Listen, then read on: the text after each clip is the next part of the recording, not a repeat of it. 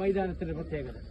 ഇന്ന് നോക്കൂ, നമ്മുടെ നാട്ടിൽ ഇപ്പൊ നമ്മളെ നാട്ടിലെത്തി കുറച്ച് കഴിയുമ്പോൾ നമുക്ക് ബദറെല്ലാം കാണും. നാട്ടില് ബദറിന്റെ വലിയ കൗജിയെല്ലാം കാണും. ഇവിടെ നിങ്ങൾ 15 ഇവിടെ വന്ന മതി, ഒരു ബഹളമില്ല. ഇവിടെ പതിവ് പോലെ ബദർ കഴിഞ്ഞു. നമ്മളെ നാട്ടിലാണ് ബദരീങ്ങളെ സ്നേഹിക്കുന്നു പറഞ്ഞിട്ട് എന്തെല്ലോ ആക്കുന്ന ആൾക്കാർ. ബദരീങ്ങളെ സ്നേഹിക്കണം. ബദരീങ്ങളെ സ്നേഹിക്കാണ്ട് ആർക്കും സ്വർഗത്തിൽ കിടക്കാനൊന്നും പറ്റൂല. ബദരീങ്ങൾ നമ്മുടെ നേതാക്കന്മാരാണ്. ഞാനും നിങ്ങളും ഇന്ന് മുസ്ലിം എന്ന അഡ്രസ്സിൽ നിൽക്കുന്നുണ്ടെങ്കിൽ അങ്ങനെ നിൽക്കാൻ ഒരു ബലം തന്നത് ആരറിയോ? അന്ന് ഈ 300 ചില്ലാൻ ആൾക്കാർ ഇവരോട് ഏറ്റുമുട്ടിയതുകൊണ്ടാണ്. അവരെങ്ങാൻ അന്ന് പിന്മാറി പോയിനെങ്കിണ്ടല്ലോ ഇസ്ലാം ലോകത്തുനിന്ന് തുടച്ചു നീക്കപ്പെടും. പിന്നെ ഇസ്ലാമില്ല.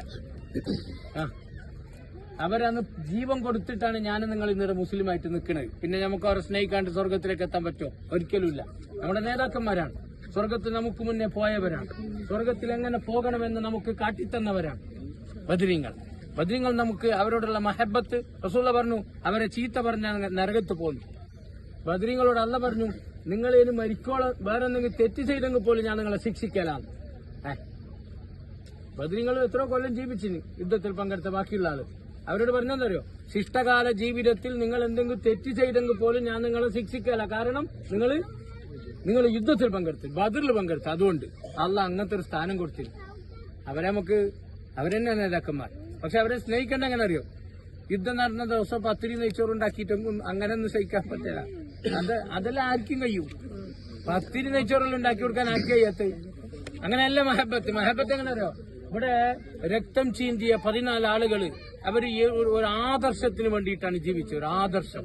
അവരെ നമുക്കൊരു ആദർശം കാണിച്ചെന്ന്. ലാ ഇലാഹ ഇല്ലല്ലാഹ് പാതിരാത്രി പോലെ അങ്ങനെ വിളിക്കണം എന്നാണ്. അങ്ങനെ വിളിക്കാൻ ഒക്കെ ചെയ്യണം. അതാണ് ബദരീങ്ങളോടുള്ള മഹബത്ത്. പ്രശ്നങ്ങളും പ്രയാസങ്ങളും വരുമ്പോ അല്ലാന്ന് വിളിക്കാൻ കഴിഞ്ഞില്ലെങ്കിൽ എനിക്ക് ബദരീങ്ങളോട് മഹബത്തില്ല. ബദരീങ്ങളുടെ നേതാവ് അഷ്റഫുൽ ഖൽഖ് റസൂലുള്ളാഹി സ്വല്ലല്ലാഹു അലൈഹി വസല്ലം. ആ റസൂലൊക്കെ കാണിച്ചതാ ഇങ്ങനെ ആകാശത്തേക്ക് കൈയുയർത്തി ദ്വാരക്കാനാണ്. അതുണ്ടാ എനിക്ക് ബദരീങ്ങളോട് മഹബത്തുണ്ട്. ബദരീങ്ങളുടെ പാതയിൽ നീണ്ട് ബദരീങ്ങളെ സ്വർഗത്തിൽ നിനക്ക് അയൽവാസിയായിട്ട് കിട്ടും. നമുക്കത് കിട്ടണം. നമ്മൾ അങ്ങനെ മഹബത്താക്കണം. അല്ലാണ്ട് ഡ്യൂപ്ലിക്കേറ്റ് മഹബത്ത് നമുക്കില്ല. നിങ്ങൾ എന്നെ ആലോചിച്ച് നോക്കി. എനിക്ക് ഉപ്പുണ്ട്, നമുക്ക് വാപ്പമാരുണ്ട്. വാപ്പാനോടുള്ള മഹബത്ത് എന്താണ്? വാപ്പ പറഞ്ഞത് അനുസരിക്കലാണ് ഒരു ബാപ്പാനോടുള്ള മഹബത്ത്. ഒരു മോനുണ്ട്, ബാപ്പ എന്ത് പറഞ്ഞ അനുസരിക്കല.